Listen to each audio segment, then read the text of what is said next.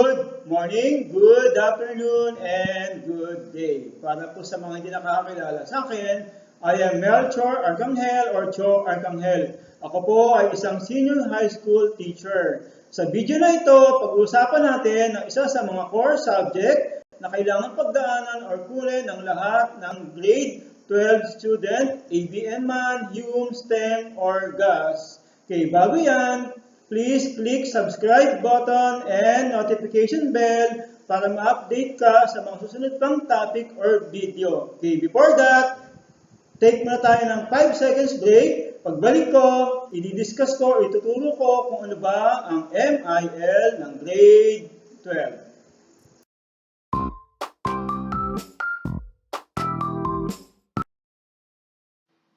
Okay, again, welcome senior high school grade 12 students.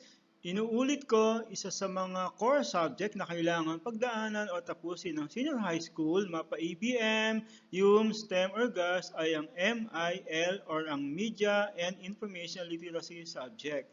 So sa video na ito, didiscuss ko briefly ano ba ang MIL at ang 3 types of literacy. Okay, so this subject introduces the learners to basic understanding of media and information as a channels of communication and tools for the development of individuals and societies.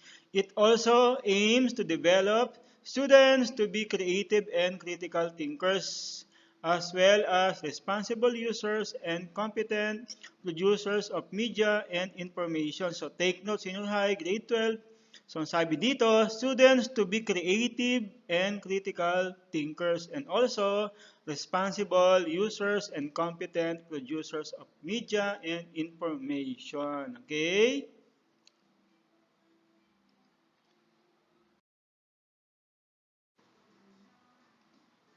Okay, what is media and information literacy? Okay, media or MIL defined as the ability to access, analyze, and create media is a prerequisite for citizens to realize their rights to freedom of information and expression. Okay, so, di ba yung media, pag sinabi nating media, to define as the means of communication or publishing. Okay, so that is media.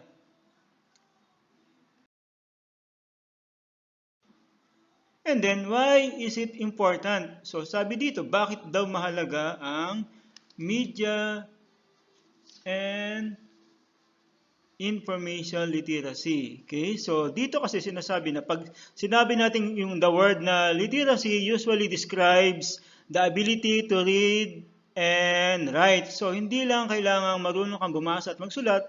So, importante marunong ka rin umintindi, di ba? So, ito yung ibig sabihin bakit importante ang media or bakit importante ang pagiging literacy. Okay? So, media literacy is the ability to identify, di ba? Different types of media and understand the messages they're sending. Okay? So, dati, meron tayong tinatawag na traditional media. Ito yung mga TV, radio, newspapers, and magazines. So, later on sa mga susunod na topic, i-discuss pa natin to ng mas marami yung mga traditional media, new media, di ba? So marami kasing klase ang ngayon, ang media ngayon. So hindi lang siya traditional, may new media na, di ba? So yun ang mga i-discuss natin sa susunod. Information and media literacy enables people to show and make informed judgment as users of information and media, as well as to become skillful creators and producers of information and media messages in their own right. Okay, pag sinabi natin information naman, so ito yung facts provided or learn about something or someone. Okay, so pag sinabi natin literacy, the ability, again, to read and write. Okay, so yun ang combination ng information and media literacy. So kailangan, hindi lang may kakayanan tayo magbasa, okay, magsulat. So kailangan, intindihin din natin o marunong din tayong umintindi. Okay?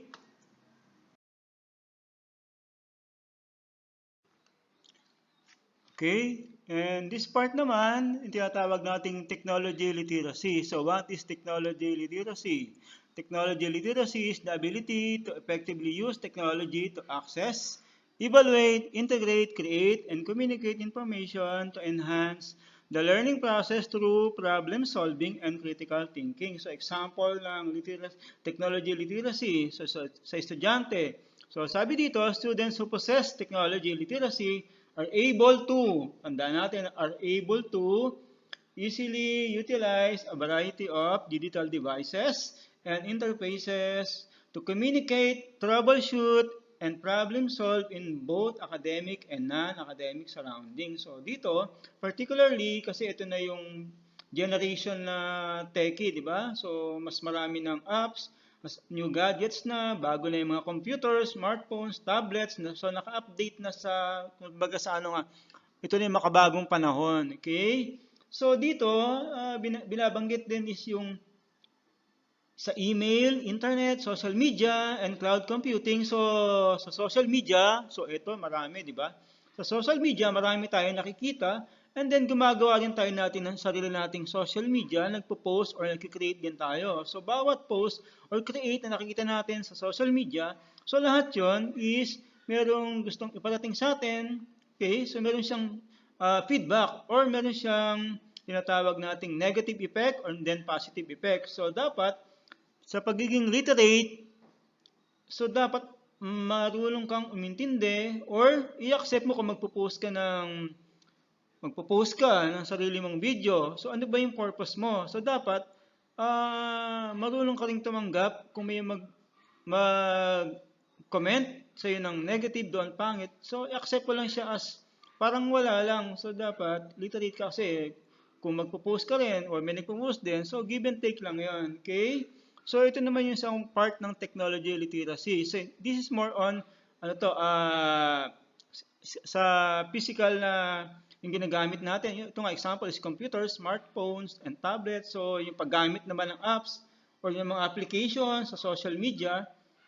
So kasi ito dapat nakasabay kung ano ba yung gamit mong phones, dapat updated din sa ginagamit mo namang apps. So, di ba?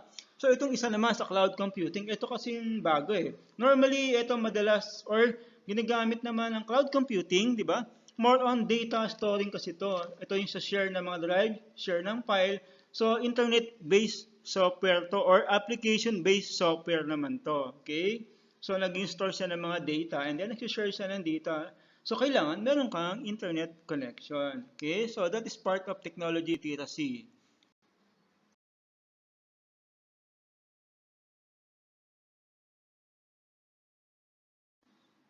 So ito naman is yung 3 types of literacy. Okay? So meron siyang tatlong klase. Okay, number 1 is yung tinatawag nating media literacy, information literacy, and technology literacy. Okay, number 1, identify natin yung media literacy. Again, medyo nabanggit naman natin ng konti kanina. So ito sa number 1 na types of literacy, tinatawag nating media literacy. So again, pag sinabi nating media literacy is the ability to identify different types of media and understand the messages they are sending.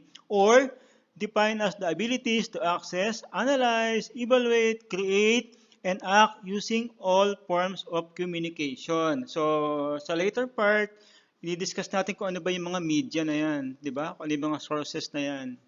Okay? Again, pag sinabi nating media is the plural of medium or multiple mediums. Okay? Pag sinabi nating medium is a substance of a method in which something is communicated. So ito yung parang way na makita natin or mabasa natin. So it's either through message or image or pictures. Okay? Example nga ng media tools or media books, magazine, CD, songs, films, podcasts, newspaper, music video, web, forums, so tweets, billboard, and photos. So, yun ang mga isang example or mga tools ng media. Okay? And then, yung tinatawag naman nating information literacy. Okay, ulitin ko muna. Pag sinabi nating media literacy, a media literate person daw is always aware of the fact that media messages are created by producers who have a goal in mind as they work. Many media messages have hidden agenda. So, kailangan, di ba, katulad ng sinasabi ko, hindi lang tayo marunong bumasa or magsulat, kailangan marunong din tayong umintindi. Okay? And then, yung isang types of literacy is yung information literacy naman. Okay, ano ba yung information literacy? A set of integrated abilities encompassing the reflective discovery of information, the understanding of how information is produced and valued, and the use of information in creating new knowledge and participating ethnically in communities of learning, or the ability to identify, find, evaluate, and use information effectively. So, sabi nga dito, a person with a good level of information literacy would be able to, okay, tandaan natin ha, pag sinabi natin information literacy, yung tao daw na literate, pag pinag-uusapan yung pagtanggap ng information is kailangan magaling ka mag-spot ng fake news and questionable news sources. So, during the pandemic time natin, napakaraming fake news. May ganitong lockdown, may ganitong panic buying, di ba? So yun yun. Yung iba naman, pina-forward pagkabasa lang ng pinaka-headline. So maraming friends, forward, share. So hindi natin ini-evaluate or binabalidate. Tama ba yun? Kung saan ba galing yun? Yung pala galing na sa kapitbahay mo, friends mo na walang magawa dahil naboboring na, dahil lockdown, di ba?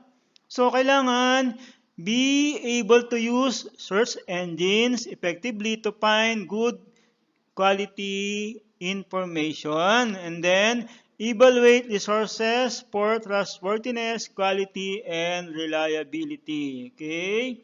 And then, yung isa is yung tinatawag nating technology literacy. So, kanina, discuss din natin kung ano ba yung definition nito. Ulitin ko, technology literacy is the ability to effectively use technology to access, evaluate, integrate, create, communicate information to enhance the learning process through problem solving, and critical thinking. Okay? So dito, pag sinabi nating technology literacy, so hindi lang yun maalam ka sa bagong gadgets. Kailangan marunong ka ring mag-update kung ano ba yung mga apps na nakalagay sa ating ginagamit. Okay? So, ito yung part ng technology literacy. So, sa mga susunod pa mga topic, i-discuss natin yan. Okay? Pag-uusapan natin bilang isa sa mga, or tayo sa mga estudyante, involved dito tayo ngayon, lalong-lalo na sa mga grade 12, di ba? Yung mga natitake ng MIL. Okay, na ulitin ko ha. Pag sinabi nating media literate person or students, learn or to think critically, become smart consumer of products of information, recognize point of view, create media responsibly, kung ano ba yung magiging impact nito, negative or positive, kailangan bago nating i-release o repost ng isang bagay, tignan muna natin kung ano yung magiging impact.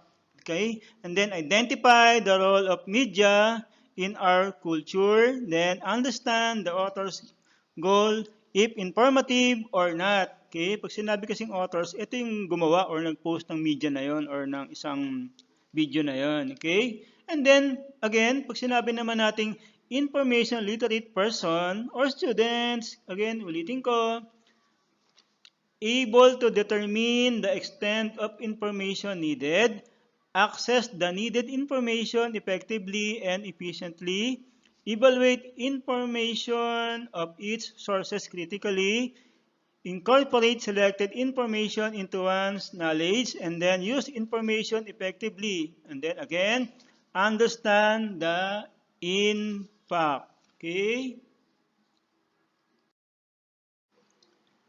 Okay, no? As we go on do sa MIL topic, so ito yung mga ilang questions or ilang topic na pag-uusapan natin. So, katulad dito, what is the use of media in information literacy? Types of media. Why is media literacy important to students? What are the advantages and disadvantages of media and information? So, ito yung sa buong panahon na pag-uusapan natin, ito yung involved sa MIL.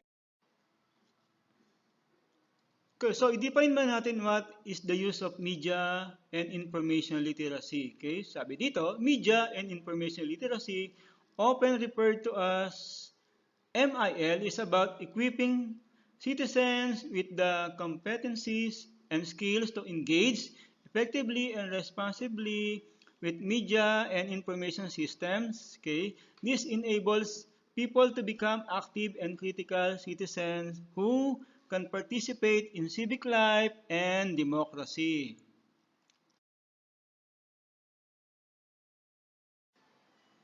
So ito, okay, yung types of media or what are the types of media? Okay, number one dito is yung tinatawag nating print media. So pag sinabi nating print media, example nito is yung newspaper, books, magazine, comics, or brochure. Okay, ito yung mga lumang or old formats ng media or sources of information before.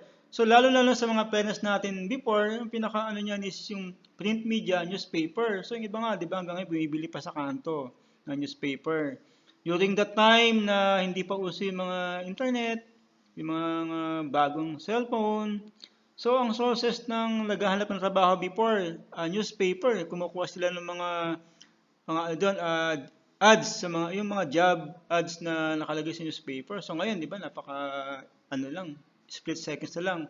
Type mo lang yung link, lalabas na 'yon. Okay? And then number 2 is yung tinatawag nating broadcast media. Pag sinabi namang broadcast media, so basic na basic lang 'yan. Yan yung pinaka television, radio, or yung mga satellites, mobile phones, then yung movies and films, okay? And then, hindi ko na siya galang elaborate kasi pag-uusapan pa natin sa mga susunod na lesson yan eh. Okay? And then, yung third na bago is yung tinatawag nating digital or new media.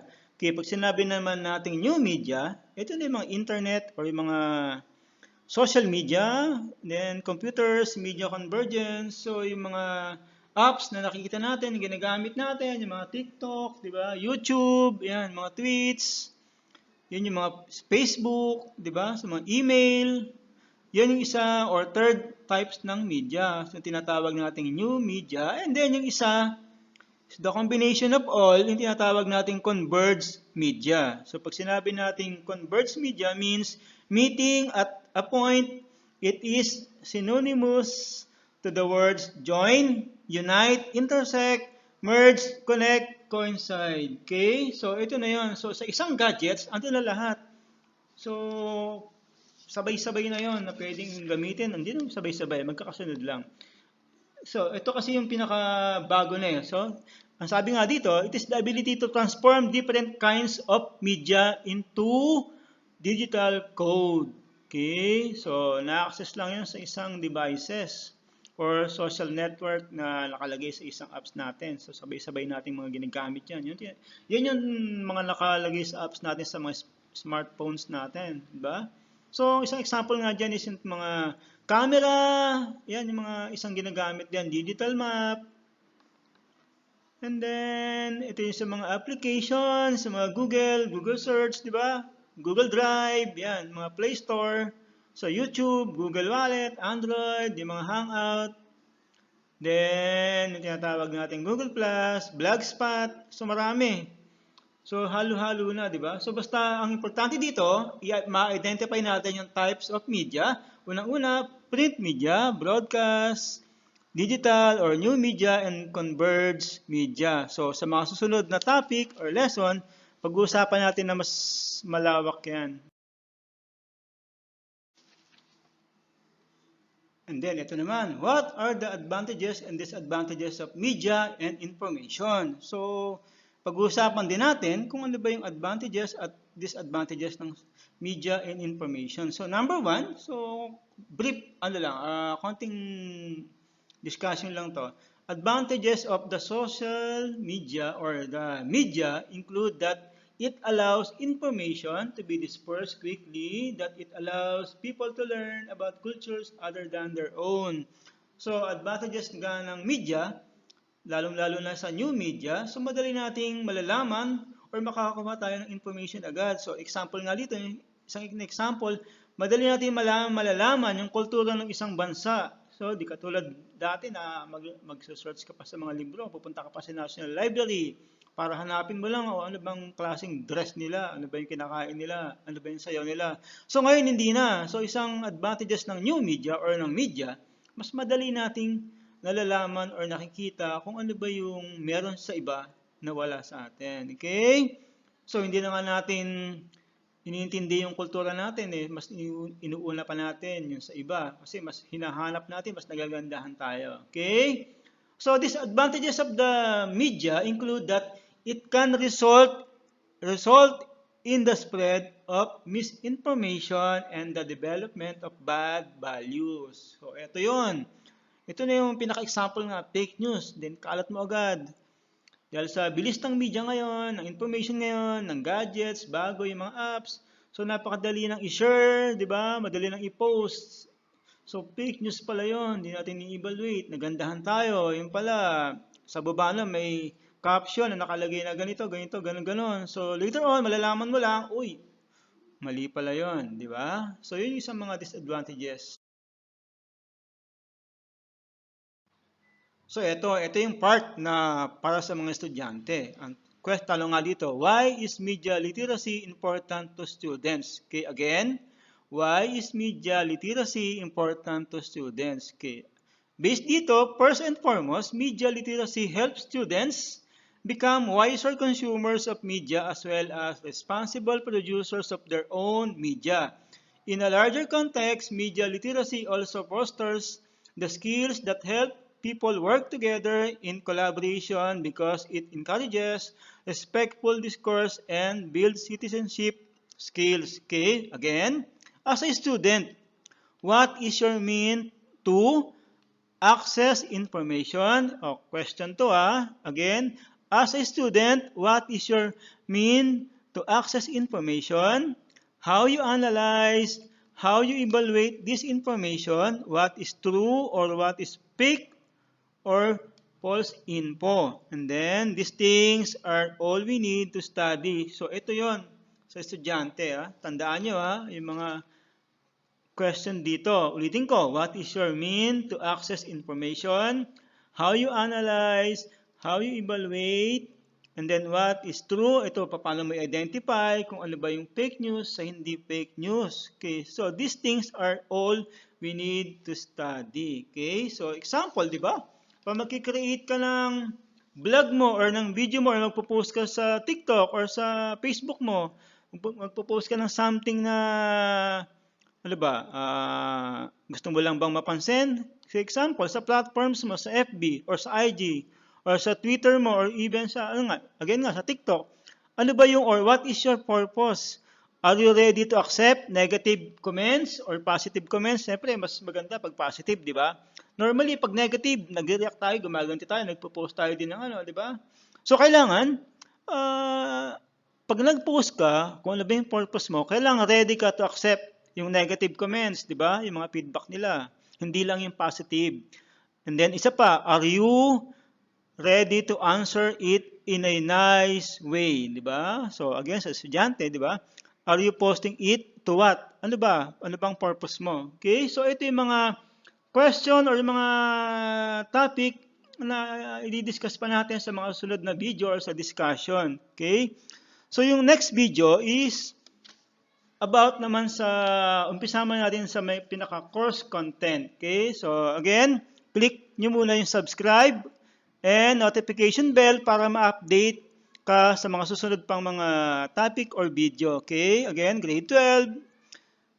Especially yung mga graduating na. Okay? Again, click subscribe and notification bell para sa mga susunod pang video.